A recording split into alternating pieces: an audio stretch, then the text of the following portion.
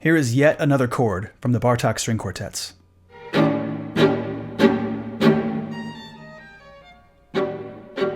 This is Keith Horn's Chord of the Week.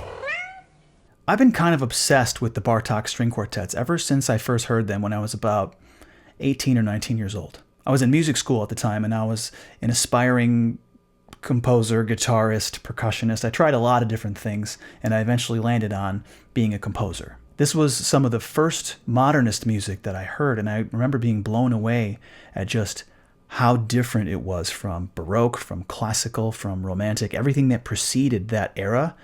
I was just blown away by how different and unique it was, and exciting it was. And I was struck by how Bartók pushed my buttons as a rock musician. Bartók's music is sometimes visceral and aggressive, and it pushes the same buttons that I have that makes me love metal and rock. Which is why I did a very nerdy thing and produced an arrangement of the last movement of the fourth quartet for Rock Band. Here's Bartók.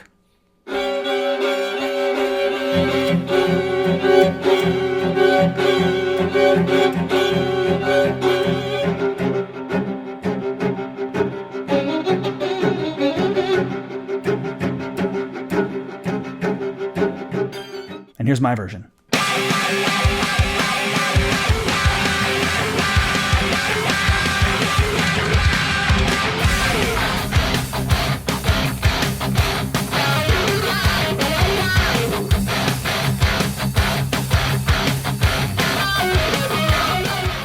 This week's chord comes from the second movement of the second quartet from 1917. Here's that chord again.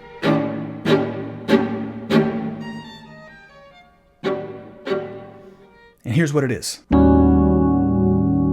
So my ear first goes to this. The top of the voicing is the Hendrix chord. I mean, the Jimi Hendrix chord is this. It's a 7 sharp 9, voiced 1, 3, 7, sharp 9. And we have it here. The exact same thing. We have a doubled E flat, doubled root, and we have an A right here, which would be a sharp 11 in this chord. So you could call it, if you want to label it, which I do, an E flat 7, sharp 9, sharp 11. The thing is, once you add this A,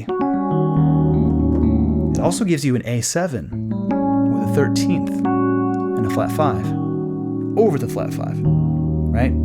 So, but because this E flat is doubled, I hear it as an E flat sonority. It just has the sharp 11 sort of buried down here in the lower register. You could also think of it as being based on the octatonic scale. Sometimes it's called the diminished scale. When you alternate half steps and whole steps, if you take a C half whole diminished, right, those 8 notes in that scale, 5 of them are represented in this chord. If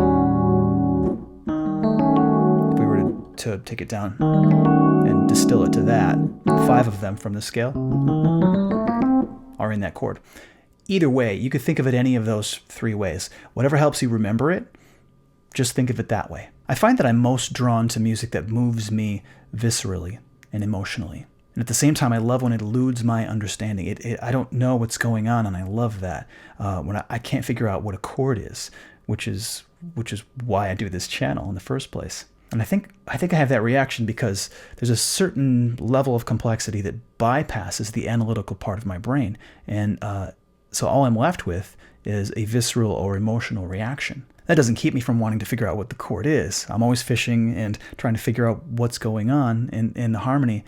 But the trouble with that is, once you figure out what's going on in the music, you run the risk of taking your listening experience kind of out of your body and into your head. And so the next time you hear that complex chord that you've learned, maybe it's this, maybe it's this one, maybe it's this one. Once you've heard that again, it goes to your head, and you're more likely to say things like, "Oh, there's that E flat 7 sharp 9 sharp 11," instead of going, "Man, I love that chord and I love what it does to me." To me, this is the trouble with music theory, or it's a trap you can fall into, where like I said before, the music comes out of your body and into your head, or out of your heart and into your head, and we can over-intellectualize it. I realize the irony of that. This is a very sort of intellectualized music channel, but I think it's important to point that out because I'm just as guilty as anyone of having music exist in my head instead of my body. I get caught up listening analytically instead of having the musical experience that was probably intended, which is more visceral, right? So I think it's best, once you know what the chord is called, keep that label in your pocket and just move on and enjoy listening to the chord as it is, or the piece, or whatever it may be. Get out of your head and back into your body. And with Bartok, I always find myself, I do know what the chords are a lot of the times, but I mostly just love listening to it. I mean, let's listen again.